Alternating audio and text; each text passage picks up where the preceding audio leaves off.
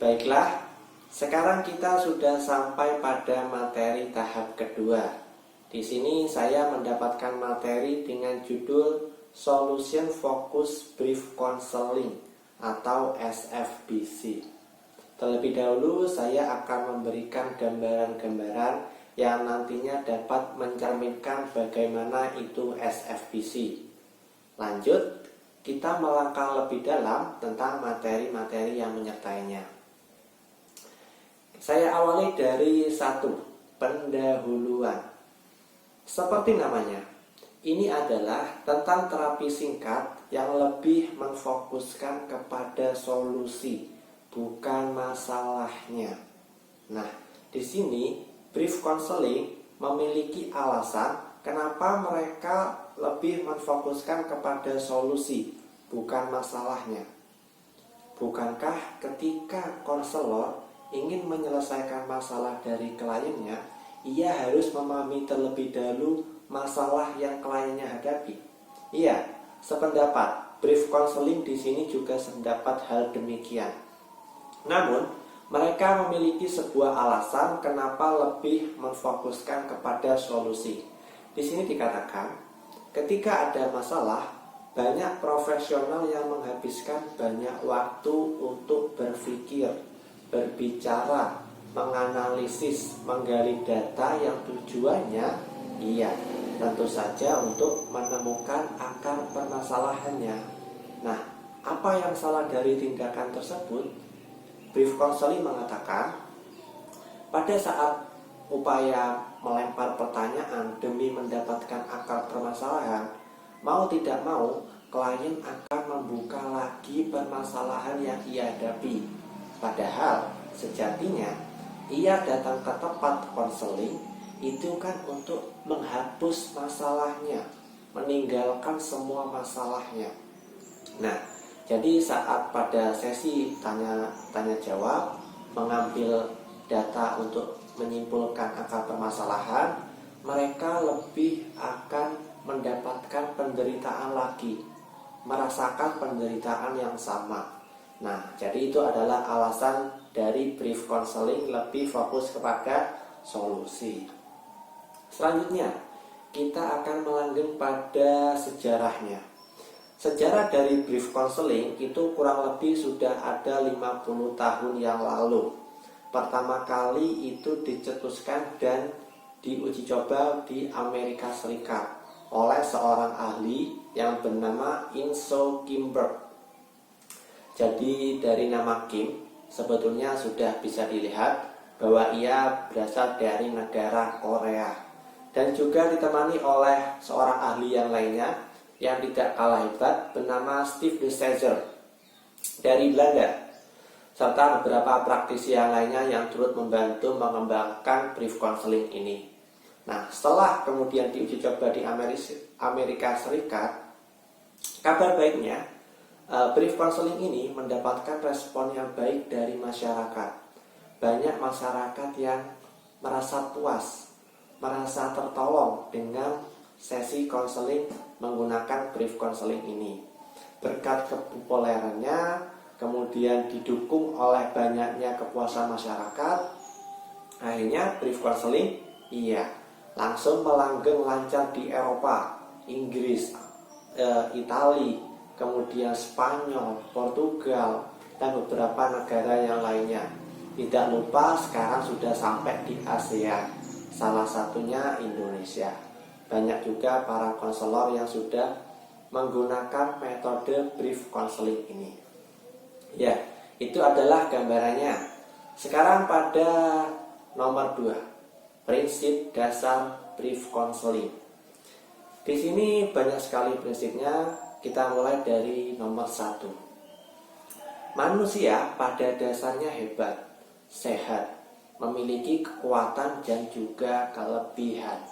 Ya, ini sudah jelas. Setiap manusia, setiap insan yang bernyawa tentu saja memiliki sebuah kekuatan dan kelebihan tersendiri, unik, tidak mungkin sama dengan orang lain. Meskipun anak itu kembar, dibesarkan di ruang yang sama, diberi konsumsi yang sama, kemudian mendapatkan teman yang sama, tentu saja kelebihannya tidak akan sama. Maka dari situ di sini manusia dikatakan unik. Nah, dari setiap kelebihannya, brief counseling itu mengatakan manusia bisa menyelesaikan masalah berdasarkan dari kekuatan yang ia miliki. Nah, jika kita kaitkan dengan kata-kata religius, di sini banyak sekali orang-orang yang mengatakan Tuhan tidak akan memberikan kita cobaan yang lebih dari kemampuan kita. Nah, brief counseling juga sependapat dengan hal demikian. Maka dari itu, menurut brief counseling, manusia itu bisa menyelesaikan masalahnya sendiri dari kekuatan yang masing-masing ada dalam dirinya. Nomor 2, manusia memiliki kemampuan dan juga keberdayaan serta kapasitasnya untuk kemudian merekonstruksi, mengkonstruksi atau membangun solusinya sendiri. Berdasarkan dari apa? Iya, dari kemampuannya. Nomor 4, manusia tidak terpaku pada masalah tetapi berfokus kepada solusi. Jika kita punya masalah, namun masalah tersebut hanya kita ratapi, tidak kita cari solusinya, bagaimana bisa selesai? Ya, saya juga sependapat dengan brief counseling. Nomor 5, perubahan terjadi sepanjang waktu. Ketika waktu berjalan, detik-detik demi berjalan, itu pasti akan ada perubahan pada diri kita. Entah itu perubahan secara fisik, pikiran, dan beberapa perubahan yang lainnya. Itu akan terjadi sepanjang waktu sampai kita kembali ke tempat asal kita. Nomor 6, manusia tidak bisa mengubah masa lalunya. Nah, ini bisa berhubungan dengan orang-orang yang suka menonton film. Pasti lebih sering mengenal sebuah alat yang dinamakan alat yang bisa kembali ke masa lalu atau mesin waktu. Pertanyaannya, apakah mesin waktu itu ada? Faktanya, apakah mesin waktu itu bisa digunakan benar-benar nyata atau hanya fiksi dalam sebuah film-film yang bisa memutar waktu? Apakah ada seorang yang bisa kembali ke masa lalu? Menurut saya sampai saat ini itu hanyalah sebuah film dan tidak ada seorang yang memiliki kemampuan demikian. Dan kalaupun seseorang bisa kembali ke masa lalu, apakah masa depannya juga akan berubah? Iya kan? Jadi solusinya bagaimana? Solusinya dari setiap masa lalu di mana kita berada pada titik itu, tentu saja ada satu hikmah yang bisa kita ambil. Nah, hikmah itu akan mendorong kita, merekonstruksi kita untuk lebih maju menghadapi masalah yang nantinya kita hadapi. Lanjut, nomor 3, poin ketiga, kita masuk pada konsep dasarnya brief counseling. Nomor 1, brief counseling merupakan salah satu teknik pendekatan postmodern, ya. Sambil lalu nanti kita akan bahas apa itu postmodern. Nomor 2, memiliki pandangan bahwa sejatinya kebenaran dan realistis bukanlah sesuatu yang bersifat absolut atau mutlak. Namun realistis dan kebenaran itu dapat dibangun atau dikonstruksi. 3, semua pengetahuan bersifat relatif karena selalu ditentukan oleh sifat konstruk dan bahasa. Jadi bahasa ini lebih pada materi yang keempat nantinya, dan nanti kita teliti lebih dalam lagi tentang bahasa dan juga sifat-sifat yang berarti pengetahuan. Nomor 4, pandangan postmodern melihat bahwa pengetahuan hanyalah sebuah konstruksi sosial, dan pengetahuan setiap orang itu kan berbeda-beda. Maka dari itu juga bisa dibangun. Pengetahuan bisa dipelajari. Semua orang bisa memiliki pengetahuan yang meningkat. asalkan dia memiliki sebuah konstruk yang tinggi pada dirinya sendiri. Nomor 5, semua pendekatan postmodern memiliki karakteristik yang singkat dan langsung pada pemecahan masalah atau solusi, ya. Jadi ketika melakukan sesi pada brief counseling itu tidak terlalu lama. Paling lama mungkin 20 menit, 15 sampai 20 menit itu sudah waktu yang cukup lama untuk sesi ini. Karena mereka akan lebih fokus kepada solusinya, ya. Maka dari itu konselor juga harus lebih cepat dalam mengambil sisi-sisi apa yang nantinya bisa menjadikan solusi untuk kliennya. Nah, nomor 6, dalam menghadapi masalah, postmodern menganggap bahwa individu mampu menyelesaikan masalahnya sendiri. Nah, kalau individu sudah mampu menyelesaikan masalahnya sendiri, lantas kenapa ia datang ke tempat konseling? Iya kan? Kenapa ia datang? Kan dia mampu menyelesaikan masalahnya sendiri. Beberapa orang itu perlu adanya dorongan atau perlu adanya sesi tukar pikiran. Kemudian kita sebagai seorang konselor di sini katakan di meja sini ada 3 pilihan. Kita memberikan 3 pilihan di meja untuk klien kita. Kemudian kita memberikan alternatif dari ketiga pilihan mana yang cocok. Yang memilih adalah akhirnya yang memberikan keputusan kliennya sendiri. Nomor 4, bagaimana postmodern bekerja? How does work postmodern? Nomor 1, konselor berusaha membantu konseli. Konseli itu maksudnya klien untuk menyusun makna dan menginterpretasikan dalam realita, menafsirkan dalam realita atau kenyataan. Apa yang ia hadapi, dia harus menafsirkan. Dan jangan lupa kaitkan dengan kenyataan. Karena pada kenyataan, solusi itu ada ya. Solusi ada pada kenyataan.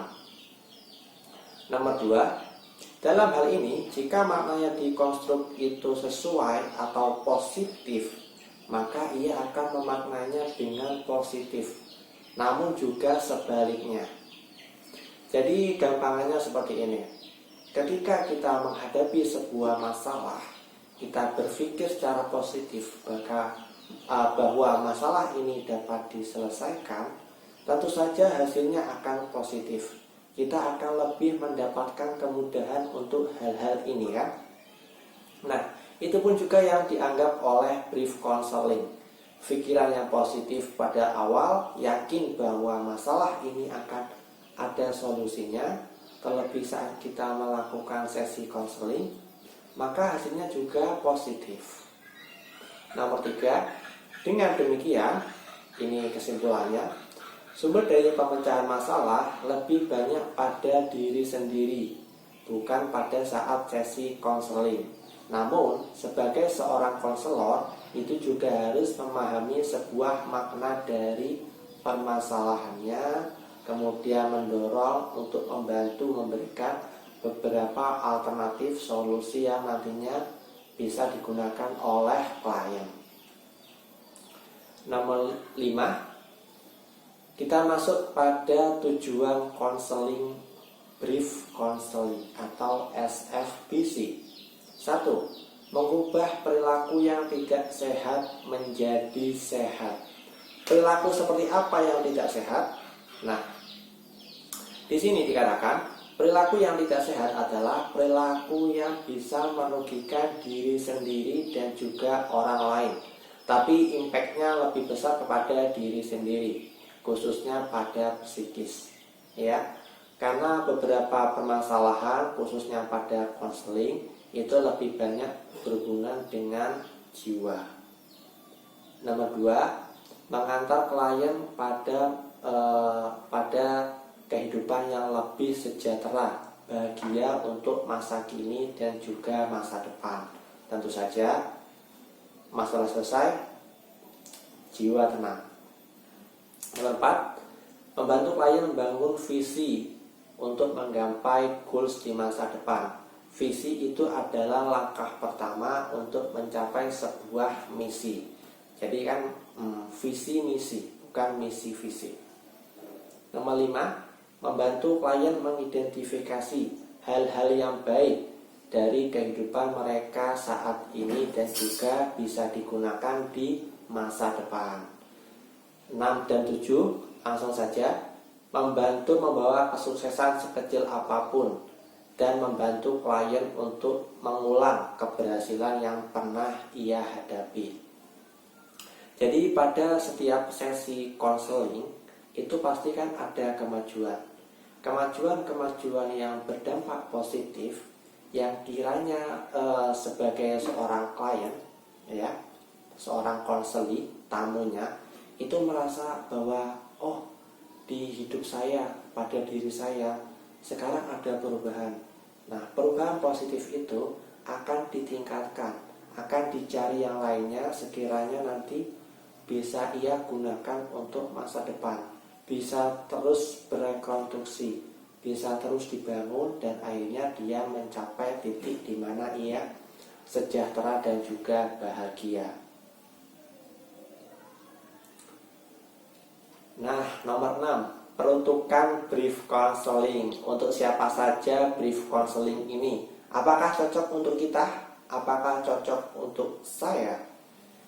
Ya, brief counseling ini tidak cocok untuk orang-orang yang mengalami gangguan-gangguan karena obat-obat terlarang, narkoba, alkohol, nafsa, dan juga sejenisnya. Karena lebih pada permasalahan-permasalahan yang berhubungan dengan mental, dikatakan. Lalu untuk siapa seharusnya brief counseling ini?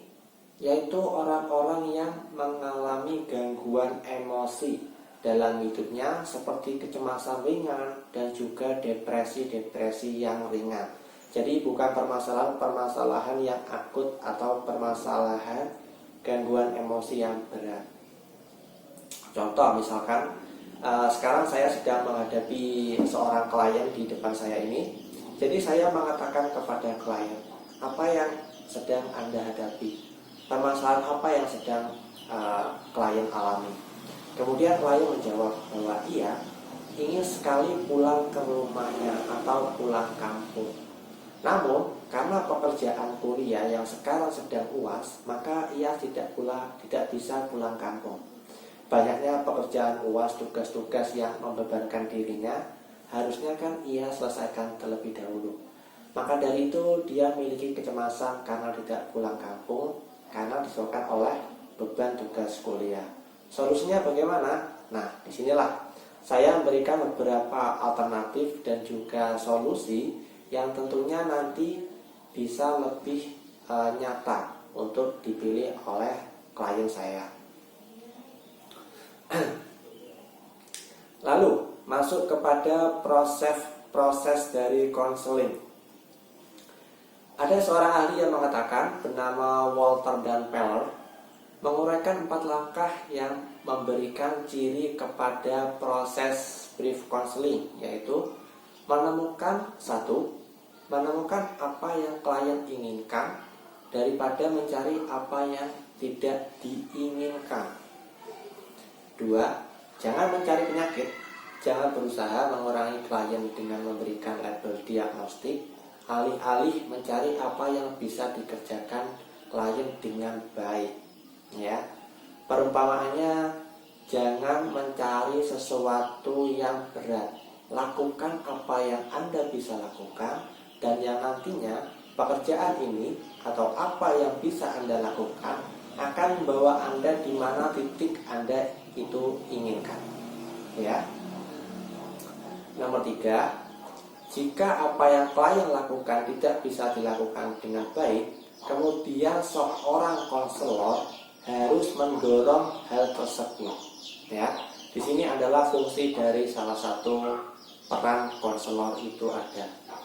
Nomor 4, usahakan terapi berlangsung dengan singkat. Ya, ingat, ini adalah brief counseling, solusi yang berfokus kepada sebuah permasalahan namun dilaksanakan dengan secara singkat. berfokus kepada solusi, dilaksanakan dengan singkat. Itu adalah intinya, tidak boleh lebih dari itu karena ini adalah brief counseling. Kemudian untuk teknik-tekniknya, di sini ada 3 teknik. Yang pertama, perubahan sebelum terapi. Harus ada perubahan sebelum terapi. Maksudnya apa? Kok sebelum terapi sudah ada perubahan? Maksudnya adalah menumbuhkan rasa-rasa positif bahwa nantinya pada saat proses terapi harus ada sebuah hal-hal yang masuk, dan itu adalah hal-hal yang baik yang akan membantu untuk menemukan sebuah solusi. Jadi prasangka baik sebelum adanya terapi. Nomor 2, pertanyaan ajaib, the miracle question atau MQ.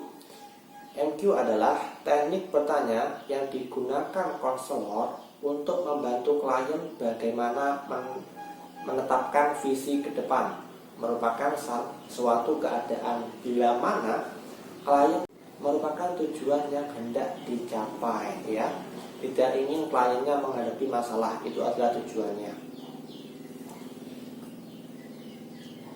Nomor 3, pertanyaan penskalaan, scaling question. Apa itu scaling question? Maksudnya adalah ketika kita sudah melaksanakan sesi konseling dengan klien, nanti kita akan memberikan sebuah pertanyaan pada skala mana sekarang ia berada. Skala berapa titiknya dia berada. Dari 1 sampai 10. Misalkan kita bertanya, saya bertanya kepada seorang klien. Ambil saja namanya Roni. Mas Roni, pada skala berapa sekarang masalah Anda setelah kita melakukan sesi konseling? Dia menjawab, masalahnya ada pada skala 6. Ya, semakin tinggi skala maka sesi konseling akan semakin berhasil. Kurang lebih 3 atau 4 poin lagi untuk murni mutlak masalah itu selesai. Nah, itu namanya penskalaan. Nantinya penskalaan ini akan menjadi tolak ukur untuk konselor membantu menyelesaikan masalah, mencari alternatif lagi setelah ia memberikan konseling. Kok sampai sekarang masih di skala ini? Apa yang terjadi? Nah, itu harus diselesaikan oleh seorang konselor.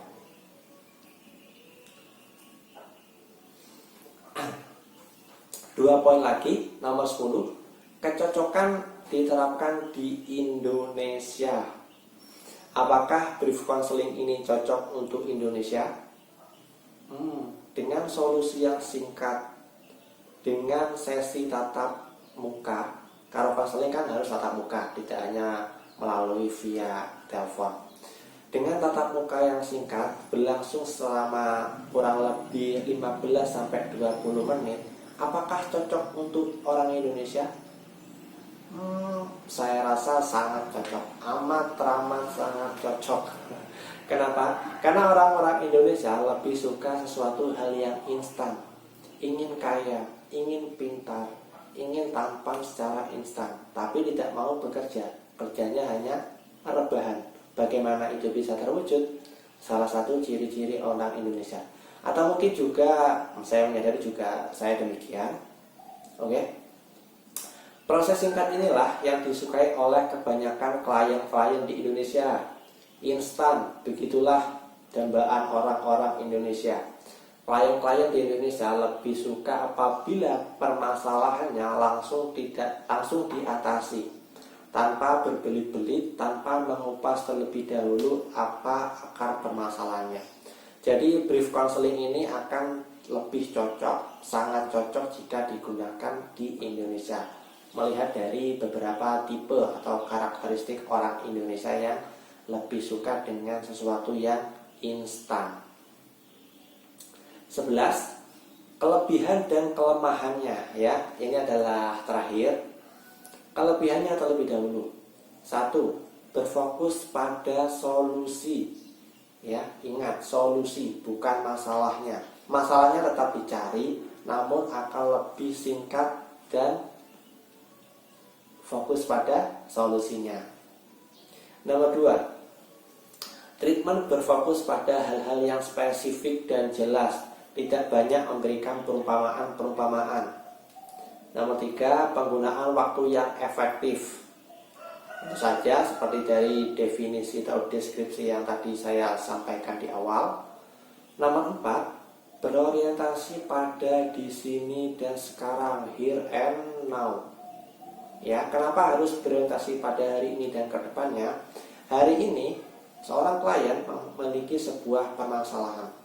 Nantinya banyak permasalahan ini harus ditemukan solusinya, dan ketika nanti sudah masuk pada hari-hari selanjutnya atau masa depan, diharapkan klien mampu mengatasi permasalahannya dengan lebih cekatan dan juga mampu menggunakan kekuatan-kekuatannya membantu menyelesaikan masalahnya sendiri, ya. Kekuatan dalam diri sendiri untuk menyelesaikan masalah. Nomor 5, penggunaan teknik-teknik intervensi yang fleksibel dan juga praktis, tidak kaku, atau mungkin juga bisa memberikan sedikit beberapa cara dengan permainan atau dengan guyonan. Kalau permainan mungkin lebih ke untuk usia yang dini. Nah, dengan beberapa kehebatan itu, brief counseling juga tentunya memiliki sebuah kelemahan. Tidak ada sebuah teknik yang sesempurna itu. Tidak ada sebuah teknik yang lebih ideal dibandingkan teknik yang lainnya. Tentu ada kelemahannya. 1, konseling bertujuan tidak secara tuntas menyelesaikan masalah konseling. Mengapa tidak secara tuntas? Karena di sini diharapkan konseling mampu menyelesaikan masalahnya secara sendiri. Jadi kasarannya, perumpamaannya, seorang konselor hanya akan mengantarkan konseli pada titik di mana ia nantinya bisa berjalan sendiri pada titik ini, ya. Jadi tidak diantar sampai tujuan, diantar sampai tengah jalan, kemudian ia bisa melanjutkan sendiri. Nomor 2, keterbatasan waktu yang menjadi orientasi penggunaannya. Karena terkadang waktunya terlalu singkat, itu juga harus menjadi beberapa pertimbangan bagaimana harusnya brief counseling berjalan dengan baik. Jangan sampai waktu yang singkat dengan iming-iming instan itu tidak ada hasilnya. Singkat namun harus ada hasilnya. Nomor 4, menggunakan teknis-teknis keterampilan berpikir atau mind skill, ya. Meskipun beberapa perumpamaan yang tidak terlalu banyak pada saat sesi konseling, harus ada daya kemampuan pada masing-masing pihak, konselor dan juga klien, itu mind skill dalam sesi konselingnya, ya. Itu adalah beberapa hal tentang brief counseling. Beberapa hal yang bisa saya sampaikan bagaimana untuk menggambarkan brief counseling itu. Oke, cukup sekian. Sekarang kita nanti akan ketemu pada materi tahap ketiga, ya.